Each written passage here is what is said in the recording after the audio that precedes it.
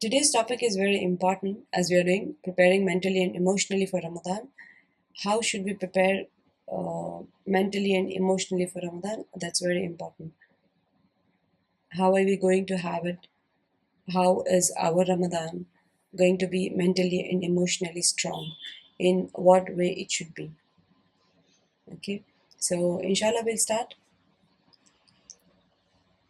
How should we have our mindset? Like Ramadan is going to start, and you all know we have a very less time. So when I say Ramadan is going to start, time is flying because we've already started. Almost 15 days had passed. It's a third week. This is our third week. So we've started 2 weeks back. It's almost 15 days past. So time is just flying. You can believe Ramadan is just around the corner. I would like to make you all do a small exercise, a thought exercise. Okay? Like, say, close your eyes for a moment, and I would wish you all to imagine this one. Close your eyes for a moment and imagine it's the first night of Ramadan. Like, how will be the first night? The moon is sighted and the atmosphere changes. Now, when you go on your terrace or your balcony and just you look at the moon, you see the moon, and then you feel something fresh in your heart. Just imagine that moon is sighted, and then the first night of Ramadan, atmosphere changes, and you feel the spiritual energy of this blessed month. Close your eyes and imagine that night of start of the Ramadan, and now ask yourself, am I truly ready for it? Is my heart prepared to welcome this guest? Ask yourself, imagine it to be the first night of Ramadan, or will I enter Ramadan overwhelmed, stressed, or distracted? If you're not prepared for Ramadan, how will you imagine that time? Like, yes, you're stressed, you're distracted, your mind is somewhere. And the reality check is, are we prepared? Many of us prepare our fridges before Ramadan. We make lists, we stock up on groceries, we meal prep everything. But what about preparing our hearts? Since last two sessions we are doing about preparing our hearts, because this session, the six live sessions are only I'm not dealing with Masail. Inshallah, we'll be having special sessions for Masail. Say all the Masail will be doing about breaking of what are the things that will break your fast, and how all the Masail of your zakat, all the Masail of your fitra, all the Masail of your itikaf. It will be a 3-day session wherein we'll be doing the Masail of that. The fiqh of fasting, that's a separate thing. Fiqh of fasting will teach you how to do your obligatory actions. These are the actions that you should learn to overcome the spiritual obstacles. If you have to make up your heart properly, I mean, to build up yourself, to how to personally develop yourself spiritually, emotionally, and factually. We are living in a world, it's busy, all time busy, morning and evening, morning and evening. Around the year we are busy. So when the Ramadan starts, we will be entering Ramadan with the same busy schedule, and Ramadan ends, and it will become like one another month. So we need to sit and prepare. How about our hearts? How we should prepare our hearts? What about detoxing our minds? We have so much of, I mean, toxins, negativity. I had been discussing it in last two sessions as well, that we have so much in our minds. We need to detoxify that. So Ramadan is not just about what we stop eating, it's about what we stop thinking, what we stop wasting time on, what we stop holding on to our hearts. Now, Ramadan is a time to reset, realign, and refocus. And that's what today's session is all about. We have busy life. Now, I know all of you, some of you are having kids who will be going to school. You get up in the Fajr, you get up at Fajr, do your Fajr, and then do a little bit of Azkar and Quran, then starts your busy schedule until night 11 o'clock, you'll be busy. Doing all household works and looking after the kids, looking after the family, and going out for getting groceries, and it's a busy life. So we need to reset it, realign it for the sake of Ramadan, refocus it. And that's what we'll be discussing inshallah today about that. And then, if suppose if I tell you, or if you are told, if I'm told, this could be your last Ramadan, if it is told like that, what would you do?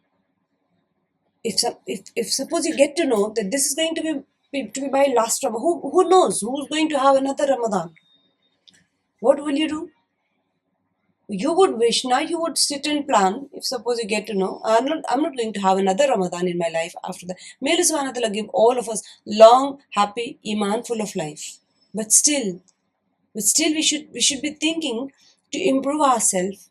I would plan now. Read more Quran or more Taraweeh with full focus.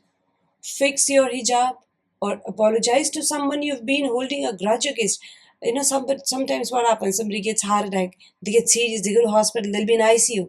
And at that time when they're in ICU, they think, oh no, I had been wasting my entire life. I didn't get time to think about Quran. I didn't get time to read Quran. I didn't get time to understand and apply the Quranic rules in my life, the principles what Allah subhanahu wa ta'ala taught me in Quran. And I had never gone for hijab. I had been all the time without hijab. And I had grudge. You get to know that you're dying after 1 month or one moment or a year, or say something, somebody's in ICU. Okay, you may feel bad that, okay, I don't want to be in ICU. Okay, somebody's there in ICU, and what do they think about it? Like they want to forgive those for whom they're having grudge in their heart. And finally, we would wish to let go of that sin we've been falling into all time, every time. Repeated sins. Or would you spend it the same way as before? Either you have all these options, read more Quran, pray more Taraweeh, full focus, and then where you start wearing your hijab and apologize someone whom you've been holding a grudge against, or finally you want to leave that sin that you had been doing, or would you spend it the same way as before? Your life is going on, wasting time, scrolling endlessly, making excuses, and thinking you will do better next year. What would you do? If it is, what if we don't have, there is no next year? Nabi alayhi salam used to make dua. Prophet Muhammad sallallahu alaihi wasallam worried about Ramadan preparation. You know that? He used to make a dua, as we've been discussing about it all time. Whenever you sit and think of Ramadan, we need to think of, how am I going to spend my Ramadan? What are my reflections? Today we'll be discussing more about the Ramadan journal, gratitude journal, and then pondering over the time management. Inshallah, we'll be having another session for time management. But in this session, we'll be discussing more about emotional and spiritual management, how to manage myself. As the time is passing and passing and passing at a speed, and we are going nearer to Ramadan, and still we are not prepared. Today, it's 7th of Feb, mashallah, and Ramadan is starting by 1st of March. We have so much of less time. How are we prepared to welcome Ramadan? Did we change our habits, daily habits? You have started writing your Ramadan journal. MashaAllah, I told you, make use of the Sha'ban. The month of Sha'ban is very important. Make use of this month. Did we start anything in our life for welcoming Ramadan? As Nabi Alayhi used to say, Allahumma barik lana fi Rajab wa Sha'ban wa ballighana Ramadan. Oh Allah, bless us in Rajab and Sha'ban and allow us to reach Ramadan. This is dua of Nabi Alayhi. Why? Because even the Prophet Muhammad didn't take Ramadan for granted. If the Prophet ﷺ, who was already guaranteed Jannah, still prepared for Ramadan months in advance, say Rajab and Sha'ban. We have started our classes in Rajab and Sha'ban already started. We are over here to sit and think of the passing of time, and then that we are nearing to Ramadan. It's such a beneficial month, a month full of barakah. It's not something one another month. Now, what excuse do we leave? Nabi Wasallam used to make dua from Rajab in Sha'ban, and he used to, in the month of Sha'ban, all the amal should be like how we are planning to do in Ramadan. If we haven't started anything yet, then it's high time to just think about it. And most important thing is amal. Nowadays, amal are done as a routine zombie work. You get up, do your fajr, recite a Quran, and then do your work, and then Dhuhr time comes, you do Zuhr, and then Asr and Maghrib and Isha, like in autopilot mode. Autopilot, you understand?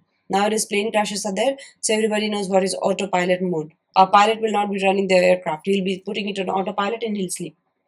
Same way we are. Our body is working. The motions and the movements in our body is in an autopilot mode. Now see, we need to have mental and emotional detox. Let's be real. We are drowning in distractions. Our minds are exhausted from constant noise, social media, stress, and worries. We are into it. All the distractions, all and everything. See, whenever you're sitting, either you're scrolling, and if you say there is a Quran class somewhere, you say, I don't have time for Quran. Even if you don't say it openly, I don't have time for Quran, you say, I see I'm so busy, I have my exams, I have my kids to look after, I have my household. This time, if suppose I say 8:30 to 9:30, no, this is the peak time I have to serve dinner to my family. And I have so many, but work after they work after they work. And I just come from office and I have to look after the family. I have no time. We are all in nice social media stress and worries, and you will always be giving excuses to yourself. I'll fix my salah later. I don't know how to pray my salah. It's all somehow I learned it long back, and I don't want to fix it now because I don't have time. Next Ramadan, I'll do it, inshallah. My Ramadan will be better next time. This excuse we had been giving for all these years. Next Ramadan? Who promised the next Ramadan? Ramadan isn't about waiting for motivation. It's about creating motivation. We need to create motivation within ourselves. Yes, I am going to start my Ramadan this way. And it should be like that. And every day you work on yourself. Every day. It's a time to work on ourselves. Nobody is going to work for me. Nobody is going to take me to Jannah without any efforts from my side, without any sacrifices from my side. My grave is my grave. My Jannah is my Jannah. And I have to work for that. And Jannah will not be given to you like a plate of salad or plate of sweet dish to you. You have to put on efforts for that. If your mind isn't ready, your ibadah won't feel fulfilling. If your heart is distracted, Ramadan will slip away unnoticed, and it had been slipping away. It had been, if there is a parent in the house, you can be observing the children going to school, 15-year child, 8-year child, and 20-year, going to colleges, going to job. How Ramadan slips from their hands. Nowadays, only old people are sitting with the Quran, with the zikr, tasbih in their hands, or even if there's no tasbih, verbal zikr, and they are bothered about their salah. Then my fajr is done or my youngsters. How about the youngsters? They have no time.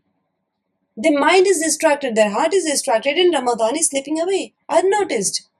They do have plans. I'm not saying that no, it's not that they don't want to do. They do have plans, but then they start their effort, they start their workout so late that the Ramadan slips off. Today is the day we start preparing. We are going to train our hearts and minds to enter Ramadan with full focus. We are going to clear the mental clutter. You declutter your house, right?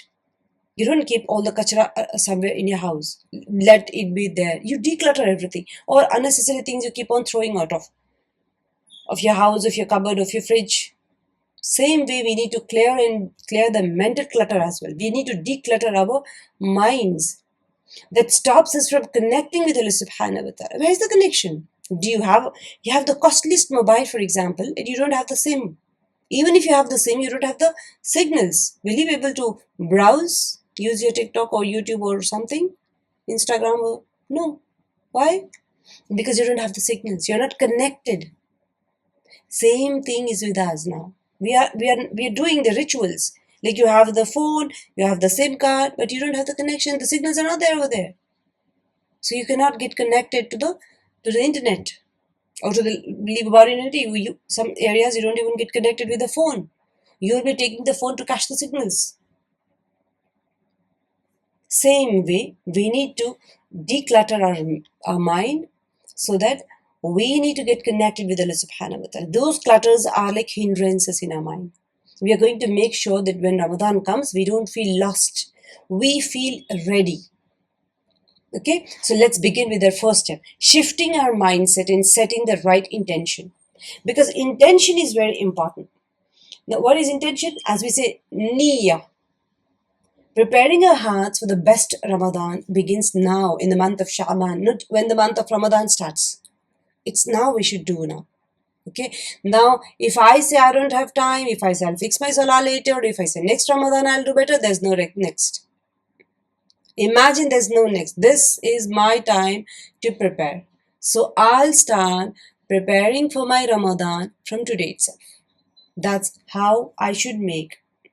Imagine you're about to embark on, say, when the Ramadan comes, I say, I'm not lost, I'm ready, then I should prepare for it. Suppose, for example, you're traveling somewhere, okay? You pack your baggages, book your tickets, get everything ready, but you don't know where you're going. How is it possible? Doesn't it sound crazy? That's the same thing we are doing. Now, what if I told that this is how many of us, how are we entering Ramadan? It's same thing. We are preparing our fridges, we are filling our fridges, we are making all the masalas, like chaat masala, chole masala, and whatnot. All chutneys, green chutney, red chutney, khatti methi chutney, and all those things. And you are making samosas and cutlets and kebabs and filling up your freezers and cutting vegetables and filling it up. And then you've got all your grocery, say extra macaronis, extra pastas, and extra sauces, and extra besan for making all that pakora. And every month you buy 2 kg sugar, or this month you'll buy 5 kg sugar because you have to make so many squashes and milkshakes and kheer and whatnot, everything.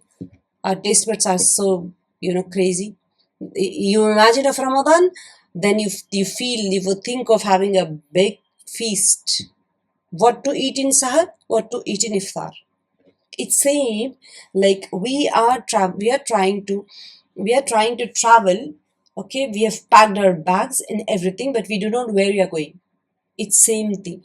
We are entering into Ramadan, but we don't know what is Ramadan meant for. Is it meant for having Sahar and Iftar, or it's something else? If this time we change that intention, we change our mindset. What if this Ramadan we entered it with a clear intention, a powerful purpose, and a deep understanding of why we are fasting? It's something like, as I told you, the best example is pack everything in and you don't know where you're going, but you're doing the packing. Same thing. We are preparing for Ramadan, but we don't know why we are fasting. Prophet Muhammad sallallahu alaihi wasallam made intention say, has taught us the most powerful lesson in one hadith. إِنَّمَا الْأَعْمَالُ بِالنِّيَّاتِ. Okay, so actions are judged by the intentions. This means that two people can fast on the exact same day. One receives immense reward while the other gets nothing. What makes the difference? The intention, the niyyah. So our niyyah is my intention. The power of niyyah will be learning in this second segment. My niyyah is, why I'm fasting. Now I need to renew my intention. See, our niyyah is your niyyah. I can say, if I'm making a niyyah, it's why. Now, if I'm making an intention, I should know fasting because I have to, or fasting because I want to please Allah subhanahu wa ta'ala. See, every time I make a niyyah for an ibadah, I should know why I'm doing that ibadah. If it is not known, then we should sit and know it. Then why, if I'm doing something, then why should I do this one? Now, if you're praying Taraweeh, is it because others are also doing it? Or praying Taraweeh because I want to be forgiven? Now, if you're reading Quran, then you should know reading Quran because it's a habit that you read every day, or reading Quran because I want Allah Subhanahu wa Taala to speak to me, because Allah Subhanahu wa Taala talks to you. It's Kalamullah. He talks to us. Like, you can do an exercise to set your intention, renew your intention in a way. Okay. Now take a notebook or a sticky note, or just close your eyes and reflect. If you have notebooks, as I told you, keep your notebooks so that you can make some important points instead of just, because see, if we want to bring change in ourselves, as I told you, it's a transformational course. These sessions are not the fiqh of fasting. I'm not teaching a fiqh of fasting, a fiqh of itikaf, or the fiqh of zakat. I'm trying to bring transformation in you. I'm trying to see that how well your Ramadan is going to transform. Okay, so that makes a difference. If you have your books, that's good. Otherwise, you can listen to the recordings later on. Just you can close your eyes. Okay, then and just imagine this one. Reflect it in your mind. You can say three things we need to have. Ramadan goals we need to set. Okay, what are they? First is my spiritual goal. Like, say for example, pray all five salah on time. You need to set goals. If you don't set goals, you cannot achieve anything in your life. You need to set goals. There are three things: spiritual goal, personal goal, emotional goal. How am I going to, what are my spiritual goals? Say, pray all five salah on time, read one juz of Quran daily, make a special dua list, make something, make a goal that, okay, if one juz is difficult for you, one page, start from now. I'll recite 4 pages, 1 page, 2 page, 3 page, 4 page, how much ever. Goal setting should not be a heavy, difficult thing. Make a thing that's easier for you. Only that is a goal setting. Do not think like, okay, I'll do this much, and you will not do that. Today we'll be discussing that. What is frustration, how to overcome frustrations and all. So now you will be doing a goal setting, spiritual goal setting, and then you will be doing a personal goal setting. Like, I'll be more patient, I'll control my anger, I'll stop wasting time on social media. This is very important. You need to set goal. Say, I'll watch anything for 2 hours, or I'll not take mobile for 6 hours. Set a goal. Or I'll take mobile. If somebody is very powerful having goal setting, they'd say, I'll take mobile only in the morning 1 hour, afternoon 1 hour, and evening 1 hour. That's all. I'll not touch my mobile. Or if you have too much of work on your mobile, something official works you're doing, then you can say, okay, I'll not touch my mobile for 4 hours. Keep it somewhere. Don't switch it off because you may be getting calls. Set your goal for personal development. Control your anger. You need to control your anger. Set your goals that I'll not get angry when my kids irritate me. I'll not get angry when my mother-in-law gives me too much of work. I'll not get irritated. I'll not throw my anger on somebody who's weaker than me. If you set a goal, whenever you achieve that goal, you give yourself a badge. Pamper yourself. Encourage yourself. And then you have to set emotional goals as well. How am I going? The major emotional goal you need to set is strengthen my relationship with Allah Subhanahu wa Taala. I'll spend a lot of time making dua, or however it is. Think of Allah Subhanahu wa Taala. We'll be, inshallah, learning how to make a gratitude journal as well today, inshallah. And if you have past wounds in your heart, you've got, wounded, somebody told you something and then you got hurted. Yes, you need to heal those past wounds. You need to heal those hurts that you've got long back. Somebody might have told you something and you're holding it in your heart.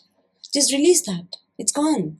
And set goal for that. Every day I'll release one person's hurting. They might have hurted me. Whenever you look at their face, you will remember all the hurts they've given it to you.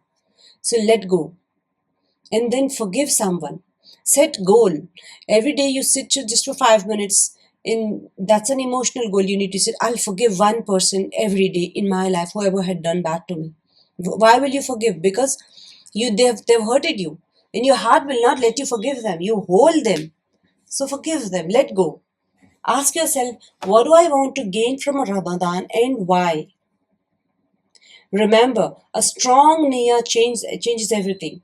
If your heart is in the right place, okay, Allah subhanahu wa ta'ala will open doors for you that you have never imagined. Allah subhanahu wa ta'ala will definitely open doors for you that you have never imagined. Okay, now today is the day we set our intention and align our hearts with our purpose. Let's not enter Ramadan blindly.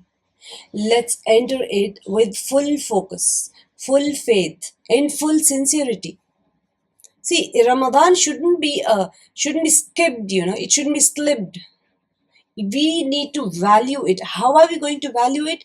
By entering Ramadan the way we should enter, the way we should respect. If some guest is coming to your house, will you stay in some night dress?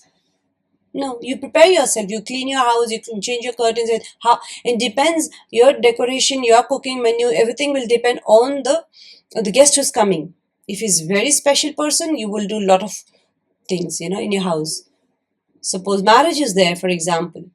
How will you arrange for catering? You get everything from outside and your house looks like, something like a showroom. If somebody neighbor is coming, then you dress up yourself and make some tea and biscuit. If some relatives are coming, close ones, your mother is coming to your house, then you make biryani and all those things. So that depends on the importance of the guest who's coming. And Ramadan is the most important guest who's coming into our life. So how should we prepare ourselves? How should we set our intention? How should we align our hearts? And that is what Allah subhanahu wa ta'ala wants from us. So let us not enter Ramadan blindly. Let's enter it with full focus, full faith, and full sincerity. And because your strong niyyah isn't just about starting Ramadan, right? It's about finishing it in a way that changes your life forever. It's not just, okay, I'm entering to Ramadan with. No. It's about finishing it. We have to be steadfast for the entire month. So make your niyyah now and watch how Allah subhanahu wa ta'ala transforms your Ramadan. It's not just your Ramadan, your own personality. You will grow spiritually, you will grow emotionally, you will grow personally. Okay? So your intention is the key to your Ramadan success. Set it today. And then we have our third segment, that's overcoming emotional barriers in Ramadan. Yes, there are emotional barriers and everybody goes over, you face emotional barriers. What are they? See, have you ever felt like you are not doing enough in Ramadan? Every Ramadan, I hear from most of the women saying, like, others finishing their entire Quran, praying all night, and still managing their lives while you are just trying to survive. It happens. Everybody says, you're not alone. You think, oh, she's doing so many Quran and she's spending so much of time in ibadah in the night time. And day also she's reciting, doing. I'm not doing. You're just on to the, on something like trying to survive it sort of thing. So it's okay. You're not alone. Many of us feel guilt, burnout, or frustration when we can't meet the high expectations we set for ourselves. But today, I want to tell you something. See, Ramadan is not about perfection. It's about progress. Don't make so much of planning. Don't set high goals. Okay? It's not about perfection. It's about progress. It's not about doing everything. It's about doing something with sincerity. You all are, if students are there, they have responsibilities. Now all of them are having exams in March and April. Right? So the moment Ramadan starts, they have special classes, practicals, exams, and women, yes, you have children, you have to make them sit and do their exams, prepare for the exams, and you have your house double work, making sahar and then looking for iftar, and then if some people are there who are not fasting in the house, you have to make their food also. That means it's a round the clock work for you. So it's not about everything. It's about doing something with sincerity. Let's break down some of the biggest emotional challenges we face and learn how to overcome them with peace and balance. Okay? Now, see, the common emotional struggles in Ramadan are guilt. First of all, guilt. I'm not doing enough ibadah. Yes, you do have guilt. Raise your hand if you have ever felt guilty for not praying enough during Ramadan. Yes, you can raise your hands. How many of you feel? So, it's, do you felt guilty for not praying enough, reading enough Quran, or doing extra worship in the month of Ramadan? What was the solution? What's the solution for guilt? If you have that guilt, yeah, I know. Most of us feel guilty. Even I do feel guilty. Like I set some high goals. I want to do this, and I will not. If I don't achieve, I feel guilty. But then, what's the solution? Shift your focus from quantity to quality. Okay, even one sincere dua can overweigh or outweigh hours of distracted ibadah. Don't be distracted. One single dua that you might be doing while cooking, you might be at peace. Do your dua while doing your work. That particular dua, sincere dua, it can outweigh hours of distracted ibadah. Somebody is with the tasbih, but their mind somewhere else. See, for example, a mother feeding a family with love is earning rewards equal to prayer. Allah subhanahu wa ta'ala is looking at your work, you're busy looking after the family, and Allah subhanahu wa ta'ala will definitely reward you. Do you think Allah subhanahu wa ta'ala will not reward you for the works you're doing? Subhanallah, He is Subhanallah, He is Subhanahu wa ta'ala. And say a student studying with sincerity is an ibadah. If their intention is for Allah subhanahu wa ta'ala, if somebody is doing, why are you studying? Ask yourself, make a niyyah. Ya Allah, I'm studying because I can become a good Muslim. I can spread Islam in the way a Muslim is an educated Muslim. He's a perfect Muslim. She's a perfect Muslim. Okay, I'm say for example, a science student is there. I'm learning the nature. I'm learning animals. I'm learning everything that's around me. That's creation of Allah subhanahu wa ta'ala. Make your intention that you're learning the process of the universe, everything around you, for the sake of Allah subhanahu wa ta'ala, then your studies will become an ibadah. It's not about how much you do, it's about how sincere your heart is. It's all about sincerity. And then second point is burnout. How many of you feel exhausted juggling work, home and worship? Say I in your chat window. Or raise your hand. How many of you? Yes. Burnt out, yes, we feel exhausted juggling with home work. If somebody are working, teaching, or doing job, work from home is also a hectic job. It's all the round the clock job. Work from home, do you people think like we are working at ease of the house? No, you're all time on system, you're all time on duty. So you imagine a mother waking up at sahar, preparing meals, looking after her family, going to work, and still trying to pray extra at night. Exhausting, right? See, even our Prophet Muhammad paced himself in Ramadan. He didn't pray all night every night. He rested, he balanced, and he kept steady. Okay, what's the solution? Focus on consistency over intensity. Okay, Prophet Muhammad said, the most beloved deeds to Allah subhanahu wa ta'ala are those that are consistent even if small. But do it regularly. Don't do one night you're reciting for the entire night, and next day your feet are paining, and next day you slept, and then you slept, and every night you slept. Just prayed for one night. No. Do little every night. How much ever is possible for you. Your body has right over you. Pace yourself and don't burn out. Okay? And the third point, first is guilt, second is burnout, and then third is frustration. How many of you feel frustrated in the month of Ramadan? Raise your hands. How many of you feel frustrated? Oh, mashallah, nobody feels frustrated? That's good. See, why don't I feel the spiritual high that others do? That's a frustration.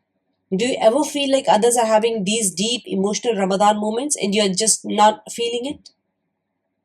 Yes? So that's okay. Spiritual highs come and go, even for the most righteous people. What's the solution? When you feel irritated, distant, or spiritually numb, don't fight it. Just stay consistent. Okay? Keep showing up for your prayers. Keep making dua, because every act of worship is planting seeds. You are planting seeds. And guess what? Allah subhanahu wa ta'ala rewards you even for trying.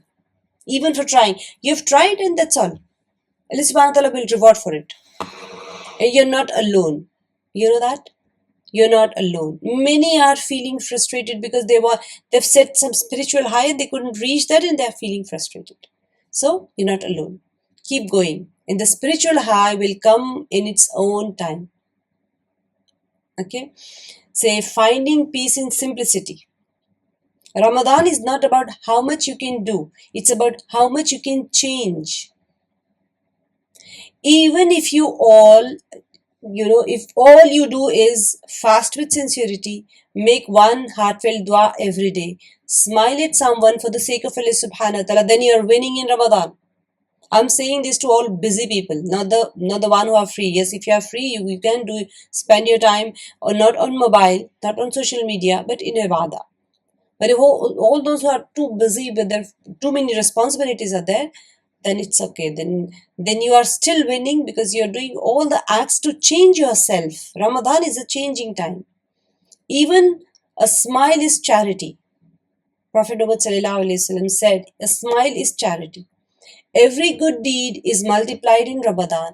Even a kind word, even helping your mother, even a single subhanallah will be rewarded, and it'll be multiplied in Ramadan. So let's focus on what we can do, not what we can't do.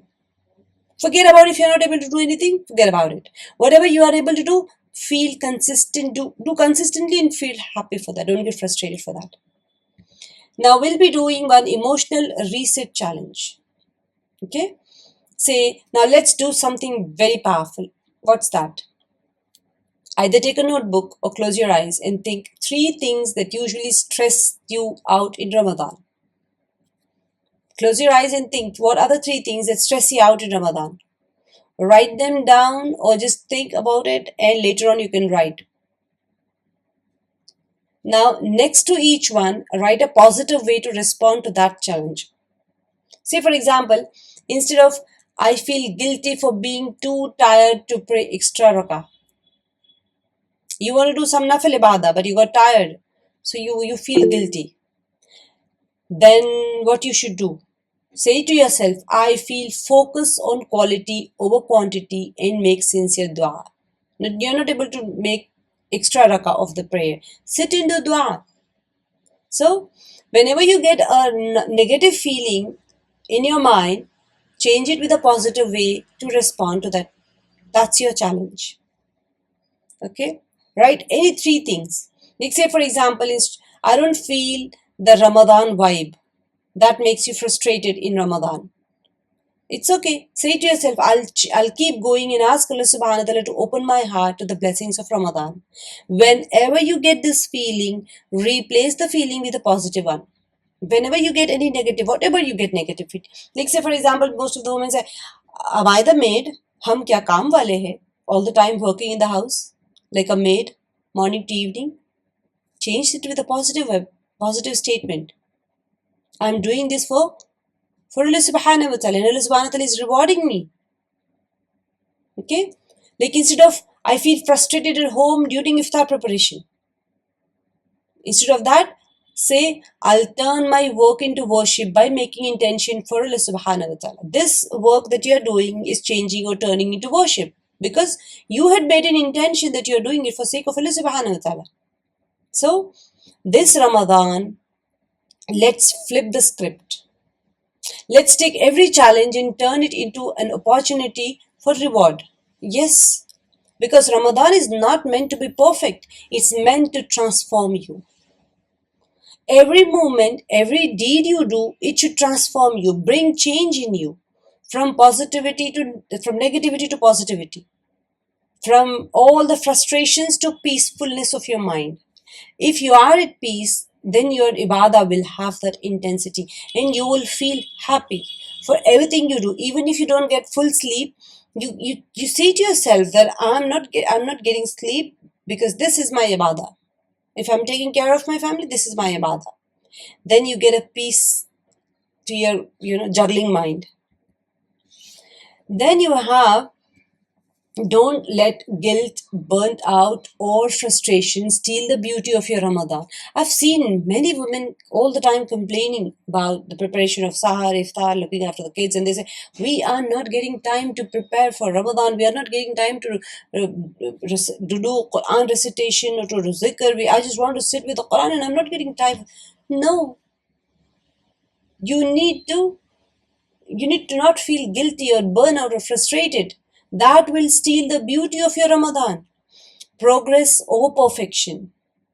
Small steps every day. Consistency over exhaustion. Because Allah subhanahu wa ta'ala sees every effort you make and He rewards you more than you can imagine. So, take a deep breath and let go of the pressure. Ramadan is a gift. Let's cherish it one moment at a time. So, your best Ramadan starts in your mind.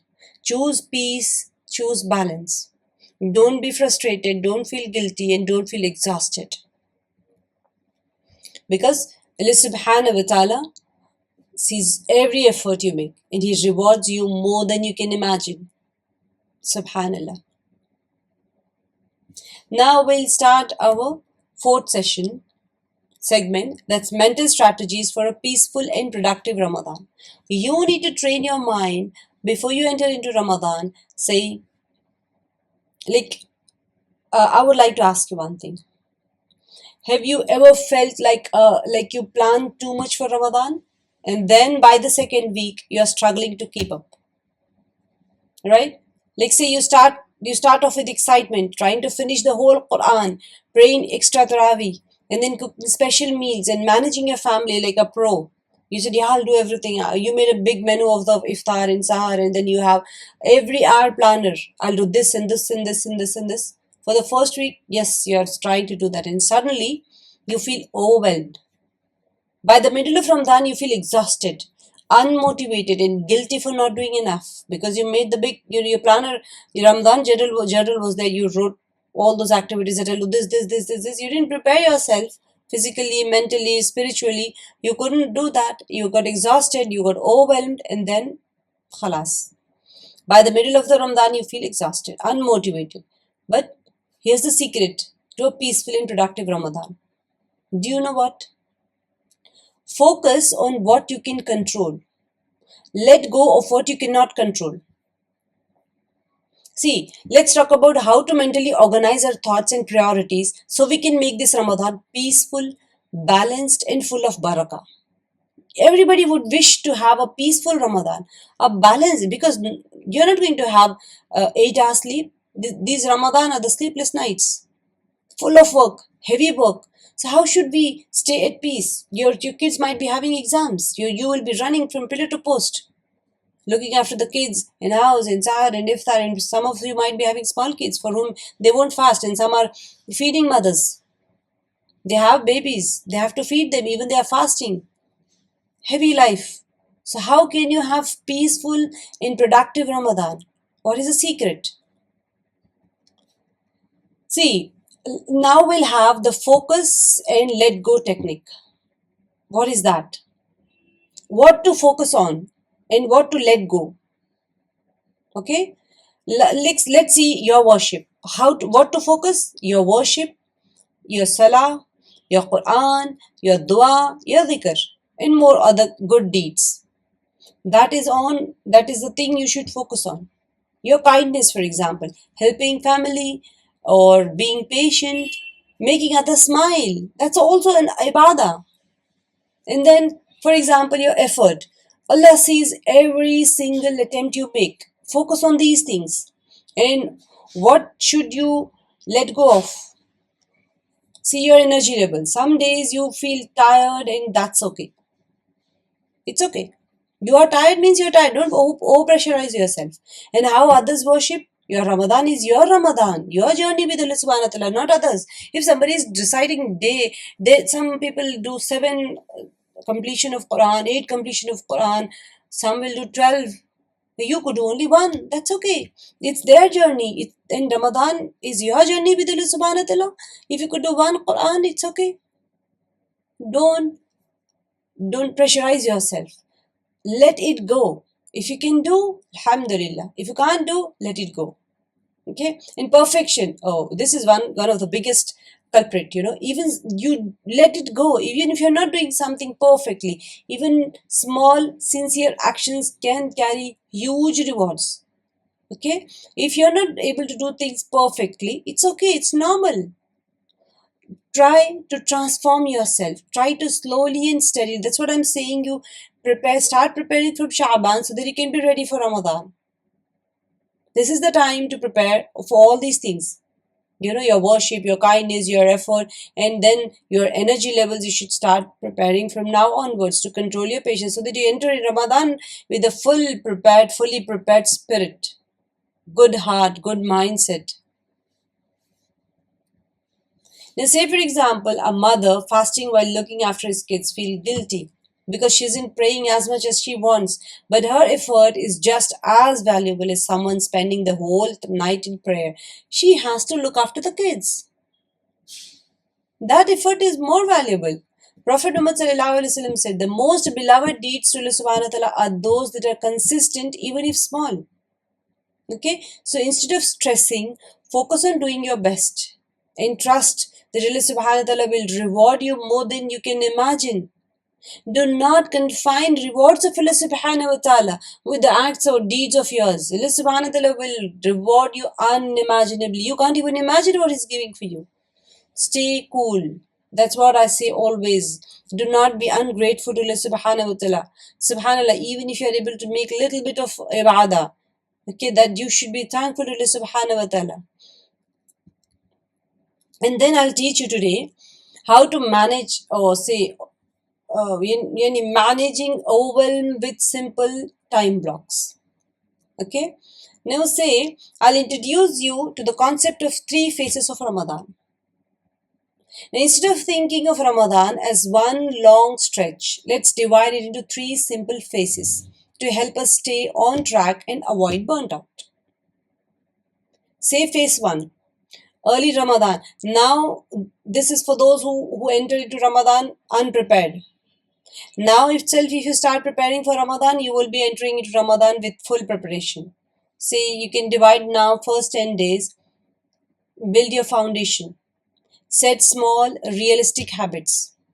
That's very important. Do not set high goals. Set small, realistic habits. Just think, like say, focus on consistency over intensity. Even if it's just 10 minutes of Quran daily. Look at the watch and just sit with 10 minutes. Consistency is very important. Do not going intensively. Saying, I'll do 1 juz, I'll do 4 juz today. Start with little of it. And avoid comparing yourself to others. Never ever compare yourself in ibadah. Yes, you can take inspiration from others. I'm not saying don't compare me. Okay, she's doing okay, she can do, I can't do. It's not like that. Comparing yourself, if it is bringing frustration, guilt, and burnt out, and feeling of distress in you, that will spoil the beauty of Ramadan. Don't do that. You can compare to learn from others, to get inspiration from others. If she's doing, I'll also try. If she's doing 4 juz, I'll try 4 pages at least, so that you can improve yourself. This is the first phase, early Ramadan or early 10 days of your spiritual gym built up. Now, second phase is middays, say 11 to 20. Stay consistent. Keep steady. Don't overdo it and then burn out. Keep steady. For all the busy people, I'm saying this, not for the people who are at leisure time. Like you have a lot of time, do ibadah. Add small improvements, 1 extra good deed every day, some extra dua. Say if you're making dua for 10 minutes, make it 20 minutes. If you're taking for 20 minutes, make it 40 minutes. Slowly and steadily increase your time. And then reflect on progress and adjust without guilt. Don't feel guilty for not doing anything. Feel happy and see your progress. Okay, I wasn't doing this much today, I'm doing this much. So you should be thankful to Allah subhanahu wa ta'ala for giving you a chance to do that. Okay, now then you have phase 3, last 10 nights. Maximize your effort. Prepare mentally. This is my golden chance to seek Laylatul Qadr. Reduce distractions. Less social media, more personal ibadah. Now start from now itself. Less social media, more personal ibadah. Focus on deep connection. This is more important. What my theme of preparing for Ramadan is your connection with Allah subhanahu wa ta'ala. So focus on deep connection. Make heartfelt dua every night. Every night. Like say, think of Ramadan like a marathon, not a sprint. You don't run full speed on day one and then collapse. You pace yourself so you can finish strong. It's not just starting with the Ramadan intensively, but completion of Ramadan. Subhanallah. Okay? So, you need to create a spiritual routine that works for you. Break goals into simple daily habits. Okay? Like instead of saying, I'll finish the entire Quran this Ramadan, say, I'll read 4 pages after every salah. You divide the entire ibadah into small achievable goals that you can transfer it into daily habits. Okay, and instead of saying I'll make dua for an hour every night, just say I'll whisper one heartfelt dua before I sleep. One dua is not reciting from the book, it's asking Allah subhanahu wa ta'ala. So it's a whisper, and because small consistent actions create long lasting spiritual change. You should focus on changing yourself spiritually, personally, emotionally. Okay, Prophet Muhammad sallallahu alaihi wasallam has told Allah subhanahu wa ta'ala loves the deeds that are consistent even if small. And then see, Ramadan is not a time to stress, it's a time to connect. Remember this one. We have forgotten this one. We are not working on connection, developing, building our connection with Allah subhanahu wa ta'ala. We are focusing on the ibadah, running after those things without the soul of the ibadah. See, by organizing our thoughts, managing our time wisely, and focusing on what truly matters, we can enter Ramadan with peace, with a purpose, and a heart felt of light. Subhanallah. And remember, Allah subhanahu wa ta'ala does not expect perfection from us. He only asks for sincerity. He knows that you have responsibilities. Don't you think Allah subhanahu wa ta'ala knows about you? You fight with your husband and say, can't you see how much I'm working? And you shout with your kids and say them, see, I'm not getting sleep, I'm getting fasar and iftar, and still you have good list of things that you want. You want fruit chaat, you want custard, you want macaroni, you want pasta, and then you want kebabs and biryani also, and you get angry at them? No. Don't get angry at them, because Allah subhanahu wa ta'ala is looking at your deeds, your amal. Allah subhanahu wa ta'ala does not expect perfection from us. He only asks for sincerity. You do whatever you are doing with sincerity. Don't get frustrated. Don't control your anger. And think that this month is for connecting myself with Allah subhanahu wa ta'ala, reviving my connection with Allah subhanahu wa ta'ala. And every moment I do something, I'm getting connected to Allah subhanahu wa ta'ala. Don't break this connection. Now coming up to segment 5, building a positive Ramadan mindset. How are you going to do that? Let's be honest. Have you ever felt this way? Ramadan is so tiring. I don't have enough time to do everything. But I wish I had more energy to worship. But I just feel exhausted. Yes, you may have or you might have gone through all these thoughts. But if you have ever had these thoughts, you are not alone. But today, I would like to teach you how to flip these struggles into strengths. Like those who have loads of work, they say they get tired during Ramadan. So they say this. So we need to reframe challenges as opportunities. Now see, I'll introduce you the concept of mindset shifts. Work out on these mindset shifts. Like say, instead of seeing Ramadan as tired, hard, or you can say I've got tired, or it's really difficult for me, we saw it as training for a stronger heart, mind, and soul. Just shift your thoughts, shift your mindset. It's all you need to work out. Like say you work on in gym. If somebody goes to gym, you know how much workout you do for what? For developing your muscles, for building your physical physique. Same way you need to work on your spirit as well, your mind as well, because your mind gives you signals like I'm tired, I don't want to do anything else now, I don't want to do ibadah also. So you need to say to your mind that Ramadan is a training for a stronger heart, mind, and stronger soul. See, for example, I'll say you, repeat after me. Okay? Instead of saying Ramadan is exhausting or I'm getting exhausted in Ramadan, both means the same. Now you can say Ramadan is my training ground for patience. Whenever you feel exhausted in the month of Ramadan, you say Ramadan is my training ground for patience. Yes, you're developing your patience, and we have seen how much ever you develop your patience, your taqwa will increase. The light in your heart will increase so that you can easily distinguish between the good and bad. Okay? And then again, instead of saying I can't do everything perfectly, most of us say that they have iftar parties, they have to organize, they have to arrange. Sahur party and iftar party, they said, I can't do it. I can't do everything perfectly. Instead of that, change your mindset, shift the system that your mind is thinking about, and say, I will, every effort, every small effort I make is a step closer to Allah subhanahu wa ta'ala. Never ever count your works like you're doing it for someone else. Think that you are doing it for the sake of Allah subhanahu wa ta'ala. So you're getting closer to Allah subhanahu wa ta'ala. Right? So instead of saying, I don't have time for worship, say to yourself, I'll use every moment wisely, even my small acts count. Never ever say, because these are the negative vibes, negative thoughts that you give to your mind, and that makes you exhausted. You get the feeling of exhaustion. Instead of saying, I don't have time for worship, that, there's a negative thought. Shift your mindset and you say, I'll use every moment wisely, even my small acts count.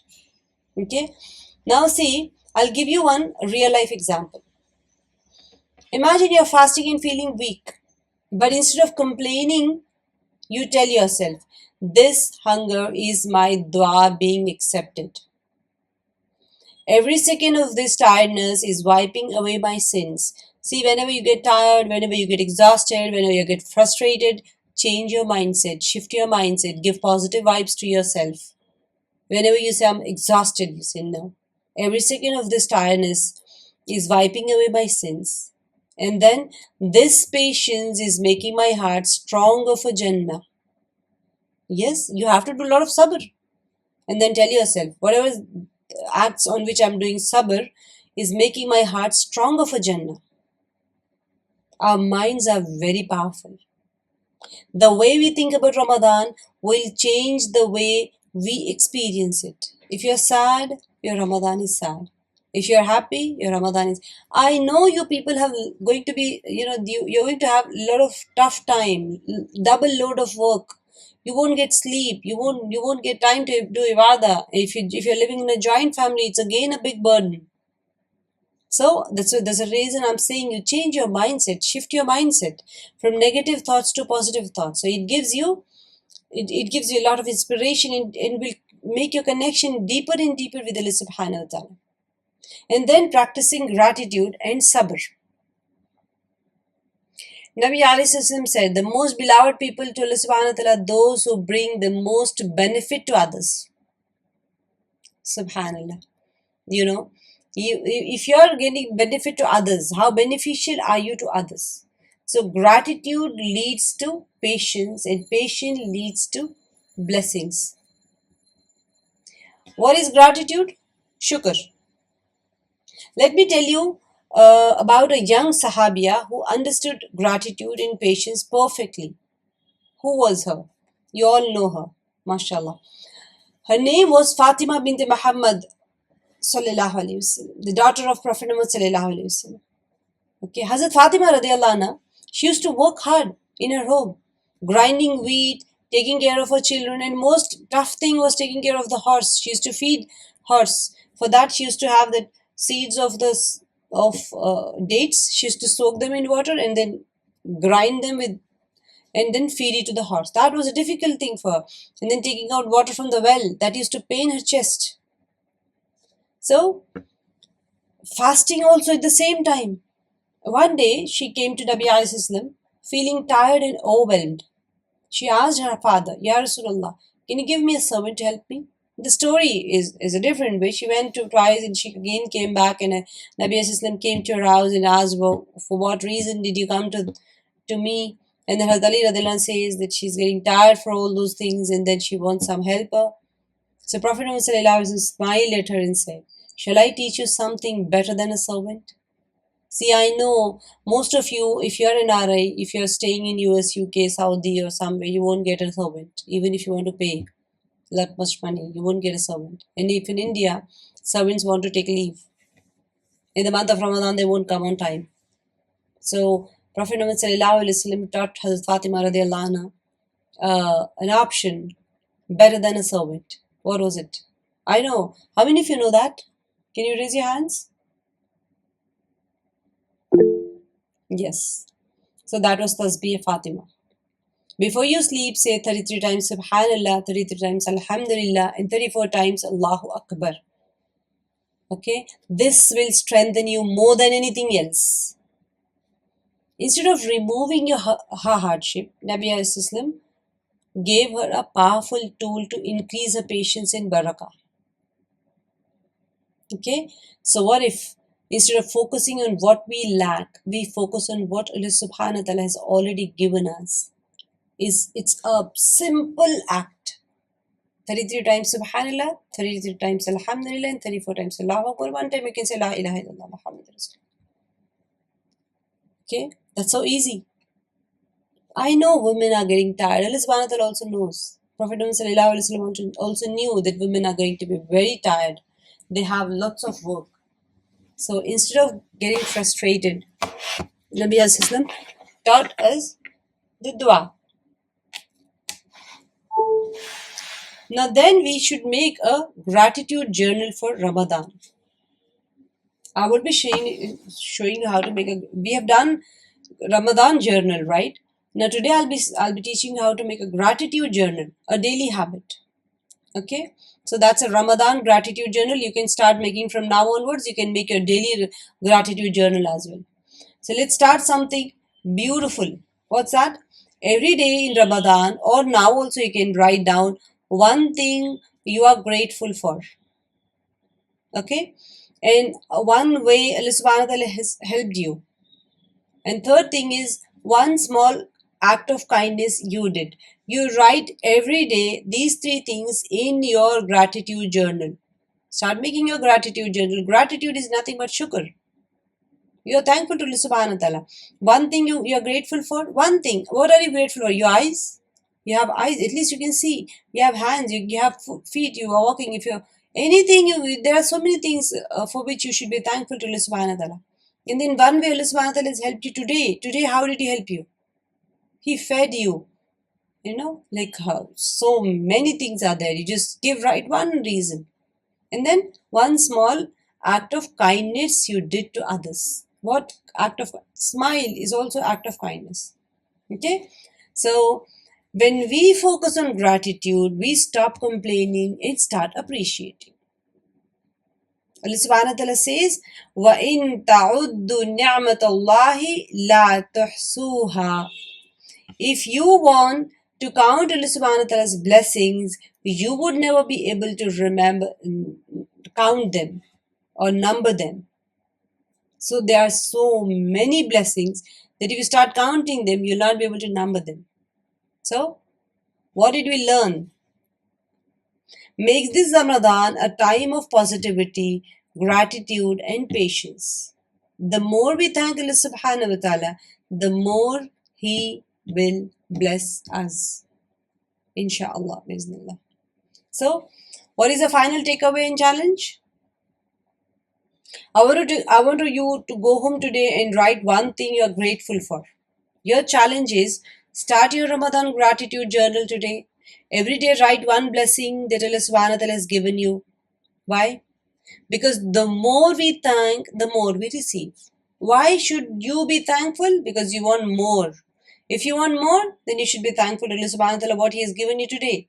Only then you will be getting more and more, inshaAllah. And then we'll be ending up our session with an interactive activity. I'll just let you do a guided visualization and reflection. I want you to pause, everything for a moment. Just a moment. Take a deep breath.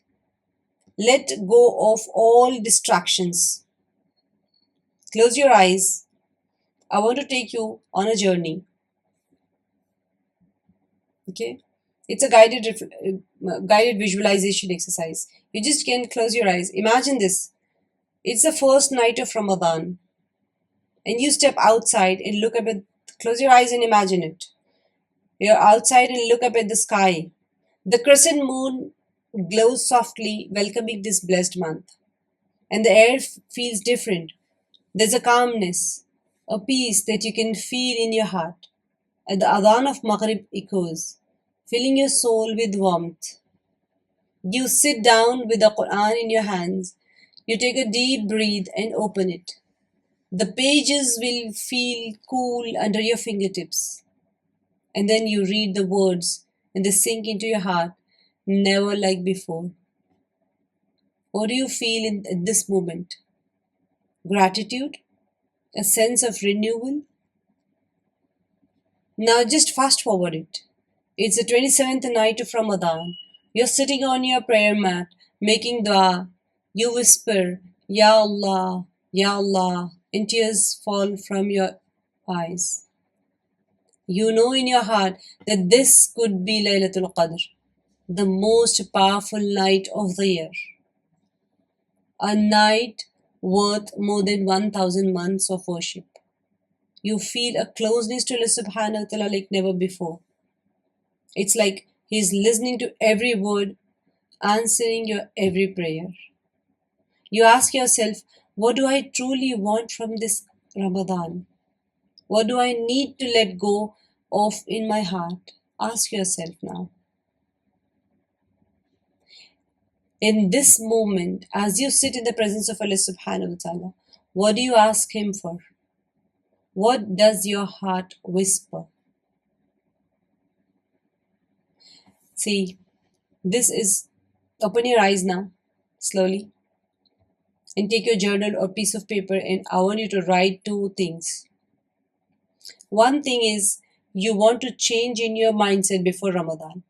What is holding you back?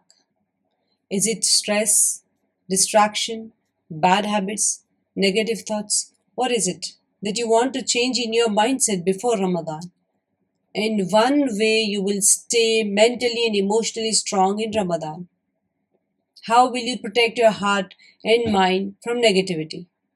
Take a moment to reflect while honestly you write this one from your heart, because this is between you and Allah subhanahu wa ta'ala. You don't need to share with anyone else. Okay? This is between you and Allah subhanahu wa ta'ala. So this journaling is not just for today. Keep this paper, read it again on the first night of Ramadan. And because today you're setting an intention, a promise to yourself. And remember, Allah subhanahu wa ta'ala loves when you turn back to Him. Now that you're turning back to Allah subhanahu wa ta'ala, no matter where we are in life, it is never too late to start fresh. Okay? So this Ramadan, let's enter with hearts full of hope, minds full of clarity, and souls longing for Allah subhanahu wa ta'ala. Okay? Now, we will just see practical takeaways and action steps. Okay? We have covered so much today. Our intention, emotions, mental clarity. But before we close, let's make sure we leave here with a plan. Okay? Because knowledge is nothing without action. To summarize the key points, okay, let's quickly recap the most important lessons from today's session. Intention, okay, Niya is the foundation. Make it clear why you are fasting and what you want to achieve this Ramadan. And then you have managing emotions. The second thing that we have discussed, managing emotions is as important as managing worship. A calm, focused heart leads to a stronger connection with Allah subhanahu wa ta'ala. And the third thing is, small, consistent actions lead to powerful Ramadan. It's not about doing everything at once. It's about steady, sincere growth. Okay? If we enter Ramadan with these three things in mind, we will feel at peace and connected and spiritually strong, inshallah, biznillah. Okay? So, what's the action plan? My Ramadan self-care guide. Okay? Now, say, let's put our learning into action. Grab your journal or a piece of paper and write down 3 self-care steps for this Ramadan. One is first one is the physical care. Drink plenty of water at suhoor and iftar. Eat nourishing foods that keep your energy steady and take short naps whenever needed. Rest is part of worship. Do not overstress yourself. And then mental care, yeah, let go of perfection. Ramadan is about effort, not exhaustion. And set small realistic goals for Quran, dua, and ibadah. Okay, and take 5 deep breaths whenever you feel overwhelmed. If you're overwhelmed, take deep breaths. And then emotional care, practice gratitude, write one blessing you are thankful for each right day. Okay, and then forgive others and let go of stress. Ramadan is about peace, so don't be stressful, and surround yourself with positivity. Spend time with loved ones who uplift you, not with the negative people. So what is the final reflection? Take a moment to reflect. What is one self-care action you will start tonight? Plan from starting, not from some other day. From today, what am I going to do? Write it down and comment and commit. You need to commit to it. Because Ramadan isn't just about worship, it's about becoming the best version of yourself for the sake of Allah subhanahu wa ta'ala. Okay? So take care of your heart, body, and soul because Ramadan is a gift. Before we end, okay, let's make a dua together. Ya Allah, we stand before you, grateful for the opportunity to witness another Ramadan. We have very few days. So fill our hearts with peace, strengthen our patience, and bless our Ramadan with barakah. Let this be a month of transformation, a month where we grow closer to you, a month where our hearts find tranquility in your words. Ya Allah, help us enter Ramadan with an open heart, a calm mind, and a soul ready to worship you. Forgive our past mistakes, ease our worries, and grant us the ability to make the best of every second of this blessed month. Ya Allah, make the Quran our guide, our comfort, and our light. Accept our fast, our prayers, and our du'as. And when the Ramadan ends, let us be among those whose names are written among the people of Jannah. Amen. So may your Ramadan be full of light, love, and peace. And see you next time, inshallah. We'll be doing, inshallah, about the time management in our next session. So stay connected and share this class link to your friends, relatives, whoever whoever comes and does any good deed with your recommendation. You will also be a sawab jariya. It will be a sawab jariya for you as well. So try to make others join our session so that their Ramadan can be a connecting Ramadan with Allah subhanahu wa ta'ala. It shouldn't be like a normal thing. Every Ramadan we had Ramadan and it went without understanding why we are fasting. So let others also join us. And yes, we'll be starting inshallah. Today is 7th. I'll be letting you know we'll be starting tafsir inshallah. It's not tafsir, but it's a summary of the Quran. Every day we'll be doing one juz. So it will be night 10 o'clock to 11 o'clock, inshallah, because our classes are there 8:30 to 9:30. Except Monday, we'll have everyday class, inshallah. Probably from 10th February or 12th February, I'll be starting. So I'll share the banner in the group, inshallah, like how the flow of ayat goes in each juz, and I'll be teaching you, or I will be discussing, inshallah, like how we're having the discussion, like what to take away from these juz. From, say, if you're doing juz 1, what are the teachings of juz 1 and what are the things that's there for our taqwa to be built up. So main focus is basically on that, how to build our taqwa. What are the takeaways? What are the lessons we should learn from juz 1?